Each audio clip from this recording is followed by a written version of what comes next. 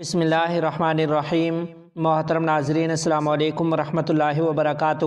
جمعیت علماء اسلام کے سربراہ مولانا فضل الرحمان صاحب حلقہ این 265 پشین سے قومی اسمبلی کے امیدوار ہوں گے۔ تفصیلات کے مطابق جمعیت علماء اسلام کے جنرل سیکرٹری حضرت مولانا عبدالغفور حیدری دامت برکاتہم العالیہ نے کہا ہے کہ بلوچستان عوام اور جمعیت علماء اسلام کارکنوں کے اصرار پر مولانا فضل الرحمان صاحب نے پشین سے انتخابات میں حصہ لینے کا فیصلہ کیا ہے۔ انہوں نے کہا کہ بلوچستان کے عوام مولانا فضل الرحمان صاحب کے شکر گزار ہیں۔ مولانا عبدالغفور حیدری کا کہنا تھا کہ قائد جمعیت مولانا فضل الرحمان صاحب کو بھاری اکثریت سے کامیاب کرائیں گے، کارکن تیاری تیز کر دیں۔ امیر الہند حضرت اقدس مولانا سید ارشد مدنی صاحب دامت برکاتہم العالیہ کے ہمشیرہ غمگین ماحول میں قاسمی قبرستان میں سپرد خاک۔ تفصیلات کے مطابق شیخ الاسلام حضرت اقدس مولانا سید حسین احمد مدنی نور اللہ مرکزہ کی سب سے چھوٹی صاحبزادی اور حضرت اقدس مولانا سید ارشد مدنی صاحب دامت برکاتہم العالیہ صدر جمعیت علماء ہند و استاذ حدیث و صدر المدرسین دارالعلوم دیوبند کے حقیقی ہمشیرہ کو گزشتہ رات غمگین ماحول میں قاسمی قبرستان میں سپرد خاک کر دیا گیا ہے۔ مرحومہ کی نماز جنازہ میں کثیر تعداد میں علماء اور طلباء و سرکردہ شخصیات نے شرکت کی ہے۔ نماز جنازہ احاطہ مولسری دارالعلوم دیوبند میں بعد نماز عشاء 10 بجے حضرت اقدس مولانا سید ارشد مدنی صاحب دامت برکاتہم العالیہ نے ادا کرائی۔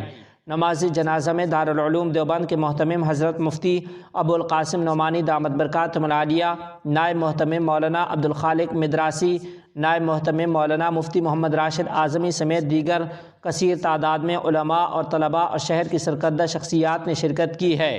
ادھر صبح سے ہی سیاسی اور سماجی شخصیات اور علماء کرام کا حضرت مولانا سید ارشد مدنی صاحب دامت برکاتہم العالیہ کے رہائش گاہ مدنی منزل میں اظہار تعزیت کا سلسلہ جاری ہے۔ ہماری رب العالمین سے دعا ہے کہ اللہ تعالیٰ مرحومہ کو غریق رحمت فرمائے، قبر کو نور سے منور فرمائے اور ان کے تمام لواحقین کو صبر جمیل کی توفیق عطا فرمائے۔ افغان وزیر داخلہ سے ترک علماء کے وفد کی ملاقات۔ تفصیلات کے مطابق افغانستان کے وزیر داخلہ خلیفہ سراج الدین حقانی نے ترکی کے علماء کے وفد سے ملاقات کی ہے۔ علماء وفد کے سربراہ شیخ ابراہیم سردار نے کہا کہ ترکی کے افغانستان کے ساتھ طویل تاریخی تعلقات اور مشترک اقدار ہیں۔ انہوں نے جدوجہد آزادی میں افغانوں کی قربانیوں کو سراہا اور امارت اسلامیہ کی کامیابیوں کی تعریف کی ہے۔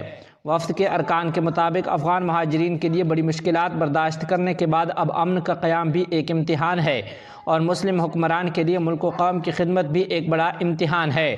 افغان وزیر داخلہ نے ملک میں مساجد، مدارس اور اسکولوں کی تعمیر اور مشکل کی گھڑی میں افغانوں کے ساتھ تعاون کرنے پر ترک حکومت بالخصوص اس ملک کے علماء کا شکریہ ادا کیا۔ انہوں نے مزید کہا کہ اگرچہ بعض اوقات اسلامی احکامات اور عبادات کو بجا لانا مشکل تھا، لیکن اس وقت بھی علماء کرام نے دین و دعوت کی شمعیں روشن کیے رکھیں۔ افغان وزیر داخلہ نے ترک علماء سے کہا کہ ہم اور آپ دین کے مقدس رشتے سے ایک دوسرے سے جڑے ہوئے ہیں۔ انہوں نے علماء کرام کی افغانستان آمد اور ان کے مثبت مشوروں کو امارت اسلامیہ کی حکومت کی مضبوطی کے لیے گراں قدر قرار دیا اور مزید کہا کہ اس وفد کی آمد سے ترکی اور افغانستان کی حکومتوں اور عوام کے درمیان تعلقات میں مزید وسعت آئے گی۔ افغان وزیر داخلہ کی روسی صدر کے نمائندہ خصوصی برائے افغانستان ضمیر کالوف سے ملاقات۔ تفصیلات کے مطابق روسی صدر کے خصوصی نمائندے برائے افغانستان ضمیر کالوف نے وزیر داخلہ خلیفہ سراج الدین حقانی سے ملاقات کی ہے۔ ملاقات میں افغانستان اور روس کے درمیان دو طرفہ تعلقات، سلامتی کے امور، دونوں ممالک کے درمیان تجارت میں اضافے اور علاقائی اور عالمی فورمز پر روس کا افغانستان کی حمایت پر تبادلہ خیال کیا گیا۔ ملاقات میں خلیفہ سراج الدین حقانی نے افغانستان اور روس کے تعلقات مثبت قرار دیتے ہوئے اس بات پر زور دیا کہ دونوں ممالک کے درمیان وفود کے دوروں سے دو طرفہ تعلقات مزید مضبوط ہوں گے۔ افغان وزیر داخلہ نے کہا کہ افغانستان میں امن و استحکام روس سمیت پورے خطے کے مفاد میں ہے۔ روسی صدر کے خصوصی نمائندے نے کہا کہ افغانستان کی سلامتی اور استحکام پورے خطے کے مفاد میں ہے۔ انہوں نے قیام امن میں افغان سیکورٹی فورسز کی کوششوں کو سراہا۔ ضمیر کابلوف نے کہا کہ روس افغان حکومت کے موقف کا احترام کرتا ہے اور اس بات پر اصرار کرتا ہے کہ اقوام متحدہ کو افغان حکومت کے ساتھ افہام و تفہیم کے تحت مسائل حل کرنے چاہیے۔ انہوں نے کہا کہ روس افغانستان کے ساتھ دو طرفہ تجارت کی شرح بڑھانا چاہتا ہے۔ افغان اور ترکمان وزرائے خارجہ کا اجلاس ٹاپی پروجیکٹ پر تبادلہ خیال۔ تفصیلات کے مطابق افغانستان اور ترکمانستان کے وزرائے خارجہ کی قیادت میں وفود نے گزشتہ روز ہرات میں ملاقات کی اور ٹاپی منصوبے کے لیے پائپ لائن بچھانے، تورغنڈی ریلوے لائن کی توسیع، دو طرفہ تجارت، ہرات میں ٹرانزٹ اور ٹرانسپورٹ میں سہولیات کی فراہمی، نور الجہاد سب اسٹیشن سہولیات میں اضافے اور دیگر امور پر تبادلہ خیال کیا گیا۔ ہرات کے گورنر شیخ الحدیث مولانا اسلام جار اور ان کے نائب مولوی مہاجر فراہی بھی اس ملاقات میں موجود رہے۔ انہوں نے یقین دلایا کہ وہ ان منصوبوں پر عمل درآمد میں مکمل تعاون کریں گے۔ افغانستان سالنگ کے راستے روسی سامان کی جنوبی ایشیا منتقلی کے لیے تیار ہے۔ تفصیلات کے مطابق افغانستان کے وزیر خارجہ مولوی امیر خان متقی حفظہ اللہ نے روسی صدر کے خصوصی نمائندہ برائے افغانستان ضمیر کابلوف سے ملاقات کی ہے۔ ملاقات میں افغانستان اور روس کے درمیان دو طرفہ تعلقات، تجارت میں اضافے اور علاقائی اور بین الاقوامی میکانزم میں افغان حکومت کی موجودگی پر جامع بات چیت ہوئی۔ افغان وزیر خارجہ مولوی امیر خان متقی حفظہ اللہ نے ملاقات میں کہا کہ افغانستان اور روس کے دو طرفہ تعلقات روز بروز مضبوط ہو رہے ہیں۔ ہم بین الاقوامی اجلاسوں میں افغانستان کی حمایت کرنے پر روس کے شکر گزار ہیں۔ انہوں نے اس بات پر زور دیا کہ افغانستان اور روس کے درمیان تجارتی تعلقات کو مزید وسعت دی جانی چاہیے۔ افغانستان سالنگ شاہراہ کی بحالی کے بعد جنوبی ایشیا کو روسی سامان کی منتقلی میں مثبت کردار ادا کرنے کے لیے تیار ہے۔ روسی صدر کے خصوصی نمائندے نے کہا کہ کچھ ممالک نئے میکانزم بنا کر خطے میں اپنا ایجنڈا نافذ کرنا چاہتے ہیں۔